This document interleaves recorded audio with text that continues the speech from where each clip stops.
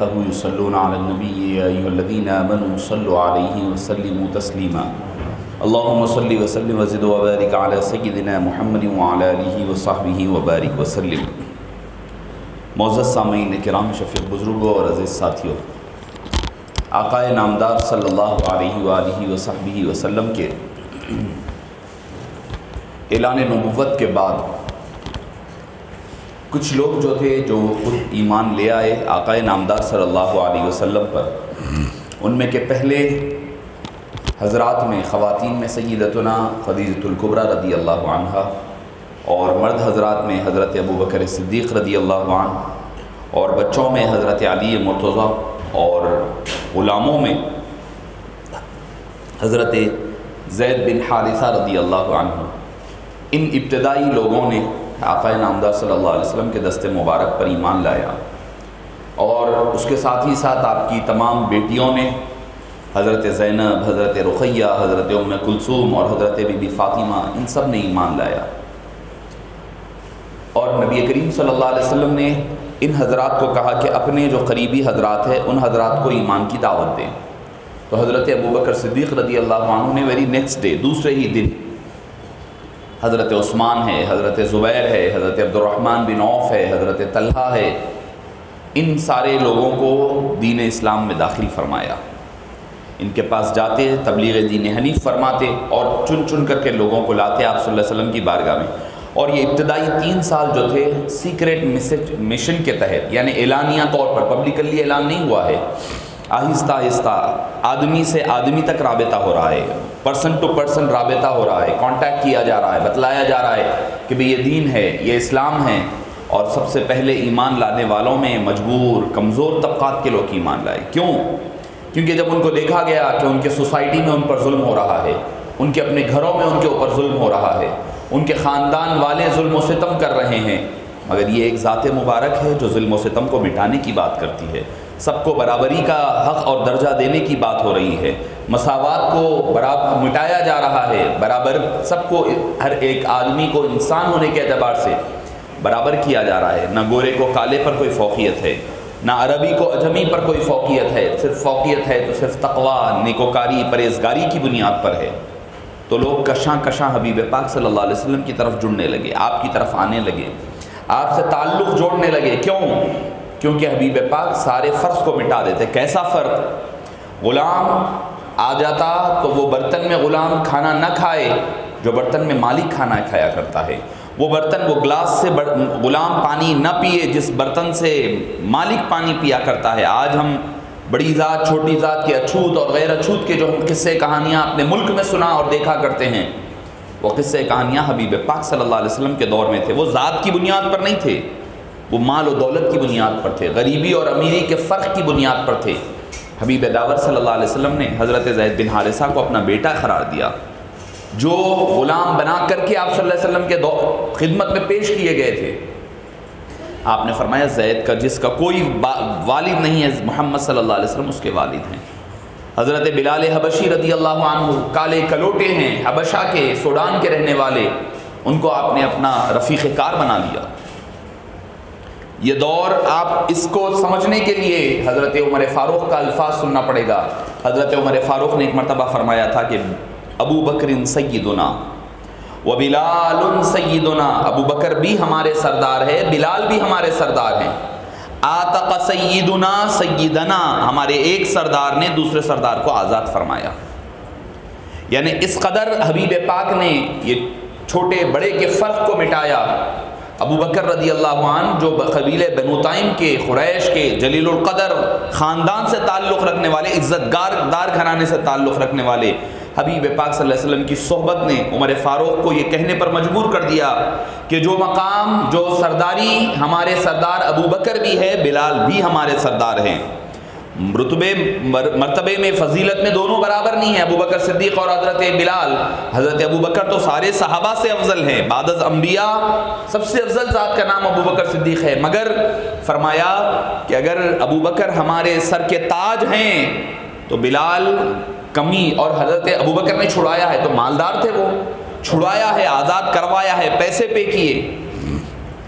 عتبہ کے پاس گئے، حضرت ابو بکر جب دیکھا کہ ظلم و ستم ہو رہا ہے، پتھر پر لٹایا جاتا، گرم ریت پر ان کو برہنہ لٹایا جاتا، ان کی پیٹھ پر پتھر رکھ دیا جاتا، سینے پر پتھر رکھ دیا جاتا، پیروں سے گرم ریت پر گھسیٹا جاتا اور کہا جاتا کہ کہہ دو کہ تم نے محمد مصطفیٰ صلی اللہ علیہ وسلم کے دین کو چھوڑ دیا ہے، آپ سے تعلق توڑ لیا ہے۔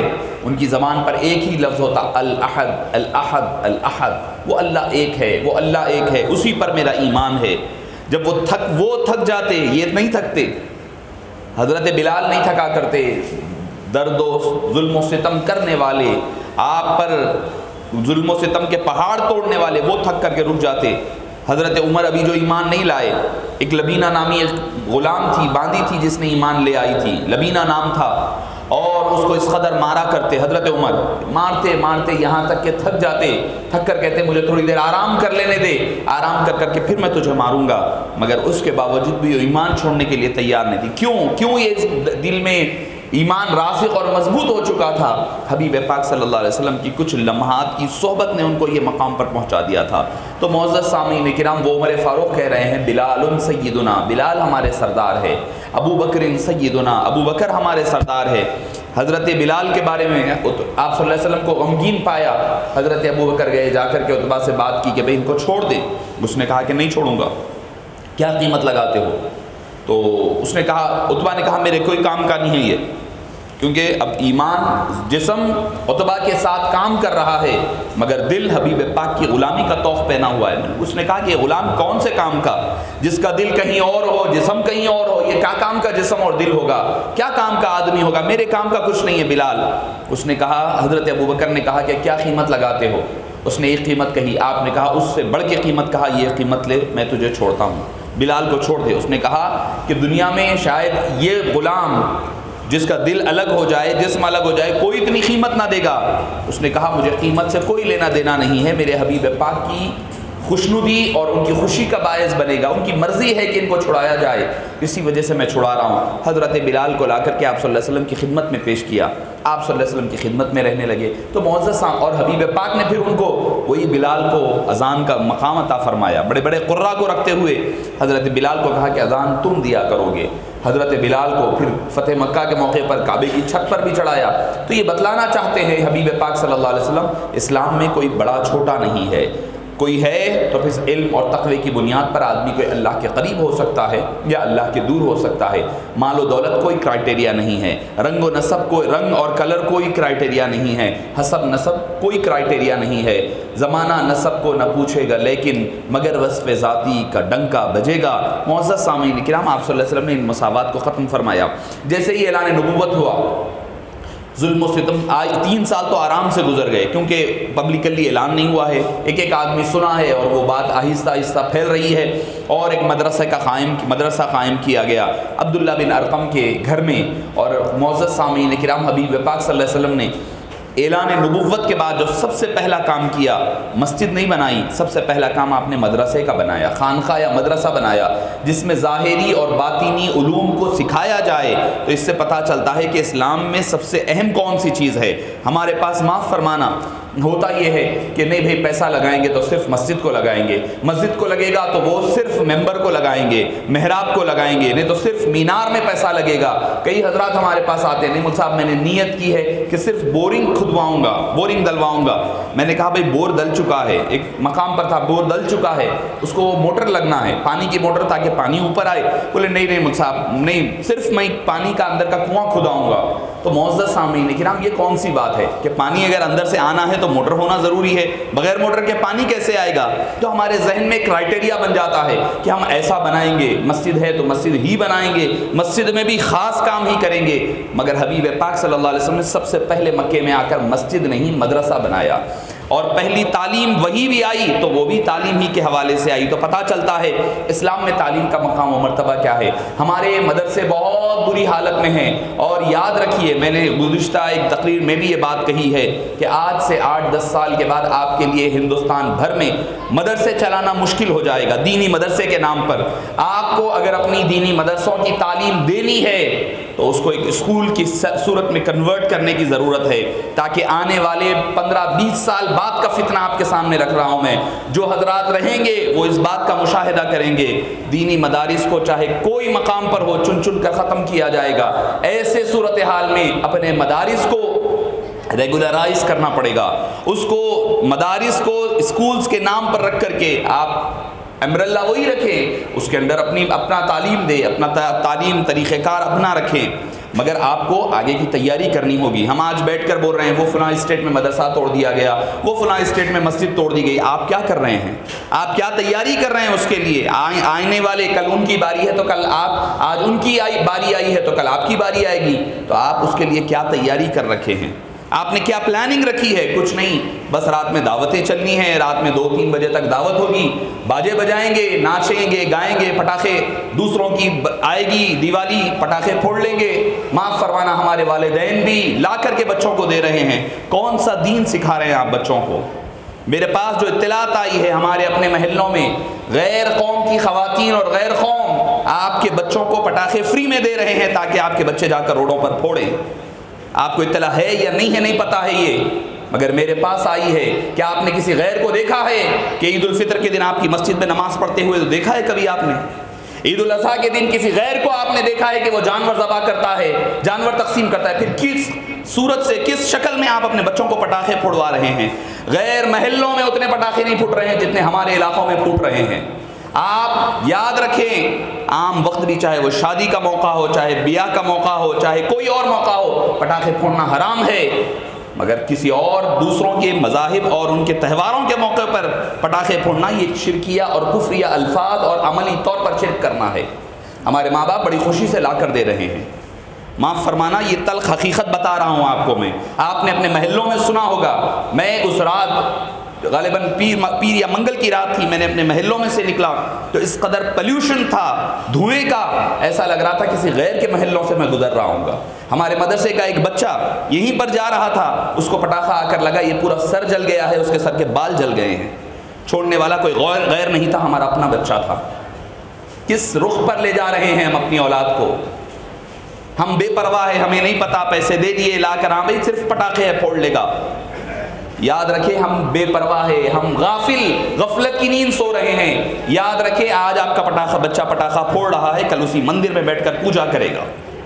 یہ آپ کو میں وارننگ کے طور پر بتا رہا ہوں، ہم بے پرواہ ہیں، ہمیں نہیں پتا کہ کیا چل رہا ہے، کدھر جا رہا ہے، کس رخ پر جا رہے ہیں۔ ہمارے پاس کوئی پلاننگ نہیں ہے، ہم لیت و لال میں پڑے ہوئے ہیں، لو لاب میں ہماری زندگی گزر رہی ہے کہ زمانہ کس طرف جا رہا ہے نہیں پتا ہے۔ تو میں نے میرے پاس چونکہ 2 دن سے مسلسل جو معاملات آ رہے تھے اس کے حوالے سے آپ کی بات گوشہ گزار کیا۔ حبیب پاک صلی اللہ علیہ وسلم نے سب سے پہلے مدرسے تعلیم کا انتظام فرمایا، ان کو دینی تعلیم بھی ہو، ان کے روحانی ترقی بھی ہو، ان کی صاف صفائی بھی ہو دل کی قلب کی، تو پہلا کام آپ نے مدرسہ اور خانقاہ ڈالا ہے۔ تو یہ بتلانا چاہتے ہیں حبیب پاک صلی اللہ علیہ وسلم مسجد ہوگی یقیناً عبادت کے لیے دل کا صاف ہونا بھی تو ضروری ہے، نماز پڑھنے کے لیے نماز پڑھنے کا طریقہ کار بھی تو ضروری ہے۔ ہم لوگ مدرسوں کی طرف توجہ نہیں دیتے، تو میں عرض کر رہا تھا کہ آج ضرورت سب سے زیادہ اس بات کی ہے کہ اس پر خاص توجہ دینے کی ضرورت ہے۔ حبیب پاک صلی اللہ علیہ وسلم کے صحابہ جمع ہوتے شام کے وقت، آپ صلی اللہ علیہ وسلم ان کو ڈھکے چھپے انداز میں تعلیم اور تبلیغ کا کام فرماتے۔ وہ کام مکمل ہونے لگا، آہستہ آہستہ رفتہ صحابہ کرام کی تعداد بڑھنے لگی۔ 3 سال تک آہستگی کے ساتھ، خاموشی کے ساتھ۔ تو پتہ کیا چلا کہ خاموشی کے ساتھ اگر کوئی کام کرتے ہیں تو مطلب یہ نہیں ہے کہ وہ ڈر کر رہے ہیں، نہیں، یہ بھی اللہ تعالیٰ نے حکمت کے تحت، یعنی اپنا ماحول کو تیار کرو، پہلے ماحول، اطراف کا ماحول تیار ہو جائے، اس کے بعد آپ اعلان کیا جائے۔ حبیب پاک صلی اللہ علیہ وسلم نے 3 سال تک خاموشی کے ساتھ کام فرمایا۔ اس کے بعد اللہ تعالیٰ نے حکم دیا ہے حبیب پاک اب آپ اعلانیہ طور پر اعلان فرما دیں کہ اب ایمان کا اب ختم ہو گیا ہے، سیکریٹ مشن جو ہوگا وہ اس کا خاتمہ اب اعلانیہ طور پر آپ کو اعلان کرنا ہوگا۔ حبیب پاک صلی اللہ علیہ وسلم نے پہلے اپنے قریب رشتہ داروں کو جمع فرمایا۔ حضرت علی مرتضیٰ رضی اللہ عنہ فرماتے ہیں آپ صلی اللہ علیہ وسلم نے اعلان فرمایا کون ہے جو اس دین کا داعی بنے گا، کون ہے جو اس دین کی مدد فرمائے گا؟ کوئی نہیں اٹھا آپ کے خاندان میں سے۔ حضرت علی فرماتے ہیں میں اٹھ کر کے ٹھہرایا رسول اللہ میں مدد کروں گا۔ تو لوگ کفار ہنسنے لگے کہ 10 سال کا بچہ ہے جس کی پتلی پتلی ٹانگیں ہیں وہ کیا مدد کرے گا اسلام کی؟ وہ کیا اسلام کی مدد کرے گا؟ پھر اس کے بعد آپ نے اعلانیہ طور پر اعلان فرمایا کہ لوگوں اللہ کو ایک مانو، اللہ کے دین پر آ جاؤ. اور یہاں تک کہ بتلایا جاتا ہے جبل ابی قبیس پر آپ صلی اللہ علیہ وسلم نے جو اعلان فرمایا یہ وہی اعلان تھا جو پبلکلی آپ نے سب کو بلا کر کے کہا کہ اے لوگوں آ جاؤ، قولوا لا الہ الا اللہ تفلحوا، لا الہ الا اللہ کہہ دو اور کامیاب ہو جاؤ. اس دنیا کی بھی کامیابی، آخرت کی بھی کامیابی. یاد رکھیں جب بھی کوئی برائی کے خلاف ٹھہرتا ہے تو اس کو مخالفتوں کا سامنا کرنا پڑتا ہے. جب کوئی آدمی کام کو، معاشرے کو، ماحول کو سدھارنے کی کوشش کرتا ہے تو اس کے تائید کرنے والے کم ہوتے ہیں، مخالفت کرنے والے زیادہ ہوتے ہیں. ہر دور میں یہ ہوا ہے. تو میں اکثر ہمارے جو بچے کام وغیرہ کرتے ہیں، دین کے کام میں لگے ہوئے، ان کو کہتا ہوں کہ اگر کوئی مخالفت کر رہا ہے تو ڈرنے گھبرانے کی ضرورت نہیں ہے. یہ پہلے بھی انبیاء کرام کے ساتھ، اولیاء کرام کے ساتھ، علماء و صالحین کے ساتھ ہوا ہے. آپ جب معاشرے کو بدلنے کے لیے نکلتے ہیں تو لوگوں کے لیے برائی کرنا آسان ہوتا ہے، برائی کو چھوڑ کر نیکی کی طرف آنا بڑا مشکل ہوا کرتا ہے. تو معزز سامعین کرام، حبیب پاک صلی اللہ علیہ وسلم نے جب اعلان فرمایا اب ظلم و ستم شروع ہو گیا. صحابہ کرام کو چن چن کر ظلم کیا جا رہا ہے، جو کمزور ہے ان کو دبایا جا رہا ہے. حضرت عمار، حضرت یاسر، حضرت سمیہ جو ابو جہل کے غلام تھے، ان کی باندی اور غلام تھے، ان کے اوپر ظلم و ستم ہونے لگا. یہاں تک کہ حضرت سیدتنا سمیہ رضی اللہ عنہا و ارضاہا جو پہلی خاتون ہیں اسلام کے لیے اپنی جان دینے والی، ان کے ساتھ کس قدر دردناک معاملہ ہوا. پہلے تو تکلیفیں دی گئی آہستہ آہستہ گھر میں. جب وہ نہیں مانتے تو ایک مقام تھا جہاں پر لا کر کے ساروں کو جمع کیا جاتا اور ایک ساتھ سارے مل کر کے ظلم و ستم کرتے. ابو جہل کے ذہن میں ایک پلان آیا، ایک آئیڈیا آیا، کیا کیا جائے. اس نے حضرت سمیہ کو زمین پر چتا لٹا دیا اور ایک پیر کو رسی باندھ کر ایک اونٹ کو چھوڑ دیا، دوسرے پیر کو رسی باندھ کر دوسرے اونٹ کو باندھ دیا، ادھر سیدھے ہاتھ کی طرف رسی باندھ کر ادھر ایک اونٹ باندھ دیا، لیفٹ سائڈ کے ہاتھ پر اونٹ رسی باندھ کر اونٹ کو باندھ دیا اور چاروں جانوروں کو چاروں ڈیفرنٹ ڈائریکشن میں بھگایا گیا. چاروں ڈیفرنٹ ڈائریکشن میں بھگایا گیا. ان کے جسم کے پرخچے اڑ گئے، ٹکڑے ٹکڑے ہو گیا جسم. اس قدر ان کی شہادت ہوئی، دردناک شہادت ہوئی.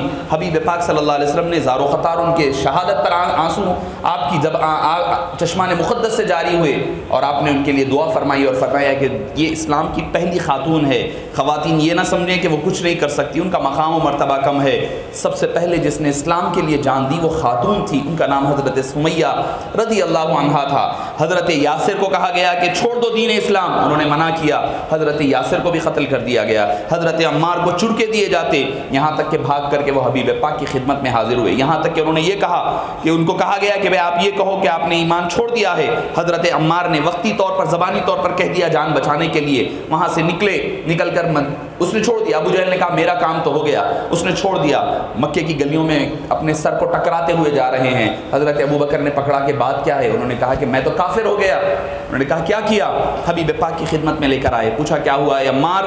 فرمانے لگے کہ یا رسول اللہ میں تو کافر ہو گیا، میں نے اللہ اور اللہ کے رسول کے خلاف بات کہہ دی ہے. اس نے ظلم کر رہا تھا، ظلم برداشت نہیں ہوا، میں نے کہہ دیا. آپ نے فرمایا عمار تم کافر نہیں ہوئے، تم اہل ایمان میں سے ہو. پھر اس کے بعد ان کو بشارتیں کیا کیا نہیں بشارتیں عطا فرمائی. عمار کو فرمایا کہ عمار شہید ہوں گے، جنت میں بلا رہے ہوں گے.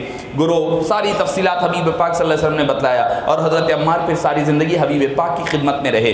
معزز سامعین کرام، تو پتہ چلا اگر کہیں جان بچانی ہے تو زبانی طور پر اگر کہہ دے، دل اگر اللہ اور اللہ کے رسول کے تابع ہے، زبانی طور پر کہہ کر کے ہیلا کر کے اپنی جان بچائی تو یہ بھی اجازت ملتی ہے. وہ معزز سامعین کرام، حضرت بلال پر ظلم ہو رہا ہے، حضرت عامر بن فہیرہ پر ظلم ہو رہا ہے، حضرت عثمان بن عفان پر ظلم ہو رہا ہے، حضرت مصعب بن عمیر پر ظلم ہو رہا ہے. کئی صحابہ کرام ہیں جن کے اوپر گھر میں اپنے گھر والے ان کو ظلم و ستم کرتے. حضرت مصعب کا معاملہ کیا ہے؟ ان کے چچا والد کا انتقال، بڑے مالدار ہے، بڑے مالدار. مصعب بن عمیر کا معاملہ یہ ہے کہ مکے کی گلیوں میں نکلتے تو ان کے ساتھ ایک قافلہ چلنے لگتا. امیر ہے، امیر کے ساتھ کوئی بھی پیسے کے ساتھ کوئی بھی شریک ہو جاتا ہے، 10 لوگ شامل ہو جاتے ہیں. اور حضرت مصعب کا معاملہ یہ تھا کہ اس قدر بھاری قسم کے عطریات کا استعمال کرتے کہ جو گلی سے وہ گزر جاتے تو لوگ ان کی خوشبو سن کر کے پہچانتے کہ مصعب ابھی یہاں سے گزرے ہیں. معزز سامعین کرام، جب ایمان لائے تو آپ کے چچا اور والدہ نے کہا کہ آپ کو یہ نہیں کرنا ہوگا، ایمان چھوڑنا پڑے گا یا مال و دولت چھوڑنا پڑے گا. حضرت مصعب بن عمیر نے کہا کہ میں مال تو چھوڑ سکتا ہوں، یہ کر و فر تو چھوڑ سکتا ہوں، یہ مال و دولت کے انبار پہننا، اوڑھنا، چلنا پھرنا، لائف اسٹائل تو چھوڑ سکتا ہوں مگر حبیب پاک کا دامن نہیں چھوڑ سکتا۔ معزز سامعین کرام، آج ہم اپنی زندگیوں کو ٹٹولیں، ہم اپنی زندگیوں میں دیکھیں کہ نہیں یہ اسٹائل نہیں ہو سکتا، یہ ڈریسنگ نہیں چھوٹ سکتی، آپ صلی اللہ علیہ وسلم کی سنت ہے، نہیں یہ نہیں ہو سکتا، وہ نہیں چھوڑ سکتا، ہمارے لیے کتنا تنگ ہے۔ حضرت مصعب بن عمیر کا آپ اندازہ لگائیے، ان کی وجہ سے کئی لوگ ان کے ساتھ رہا کرتے صرف پیسے کی وجہ سے، ان کو بھی پتا ہے کہ مال و دولت کی وجہ سے ہے، مگر وہ مال و دولت کو ٹھکرا دیا، حبیب پاک صلی اللہ علیہ وسلم کی خدمت میں پہنچے، اور کیسا پہنچے؟ پہنچنے کے بعد ان کی شہادت ہوئی جنگ احد میں شہادت ہوتی ہے مصعب بن عمیر کی۔ آپ کو یہ اسلام کی تصویر پیش کر رہا ہوں، نوجوانوں کی تصویر پیش کر رہا ہوں، ہم سے اسلام کے لیے کوئی کام نہیں ہو سکتا، کوئی قربانی نہیں دے سکتے ہم۔ حضرت مصعب بن عمیر کی شہادت ہو گئی جنگ احد میں، اس کے بعد ان کے جسم پر پہنانے کے لیے کفن نہیں ہے، وہی مصعب بن عمیر ہے۔ گلیوں میں مکے کی گزرتے تو کئی لڑکے ان کے ساتھ شریک ہو جاتے، ساتھ ہو جاتے، گلیوں سے گزرتے تو ان کی خوشبو کی وجہ سے پہچان لیتے کہ مصعب بن عمیر کا قافلہ گیا ہے، مگر وہی مصعب بن عمیر احد کے میدان میں شہید ہوتے ہیں، اڑانے کے لیے ان کو کفن نہیں ہے، حبیب پاک صلی اللہ علیہ وسلم کی آنکھوں سے آنسو جاری ہوتے ہیں۔ یہ وہی مصعب ہے جس کا کر و فر یہ تھا، جاہ و جلال یہ تھا، ان کی شان و شوکت ایسی تھی، ان کا لائف اسٹائل رہنے کا ایسا تھا۔ آج جب وہ دنیا سے گزرے ہیں، اڑانے کے لیے جسم پر کپڑا نہیں ہے، کفن نہیں ہے۔ حبیب پاک نے فرمایا میرے چچا امیر حمزہ کی ایک چادر جو ان کی بہن حضرت صفیہ نے دیا ہے، وہ ایک چادر میں حضرت حمزہ کو دفن کریں، ایک چادر حضرت مصعب بن عمیر کو پہنائی جائے، اور فرمایا یا رسول اللہ صلی اللہ علیہ وسلم ایک چادر سے کہاں کور ہوگا، لمبا ہوتا ہے آدمی، چادر چھوٹی ہے، فرمایا کہ چہرے کو ڈھانک دو، پیروں پر گھاس ڈال کر کے ان کی تدفین کر دو۔ یہ ہے اسلام کی تصویر، اسلام کا آئینہ، اسلام کیسے ترقی کیا ہے۔ معزز سامعین کرام، 3 سال گزرنے کے بعد ظلم و ستم کا آغاز ہونے لگا، ظلم و ستم بڑھنے لگا، ہر طرف ظلم و ستم کا بہرا۔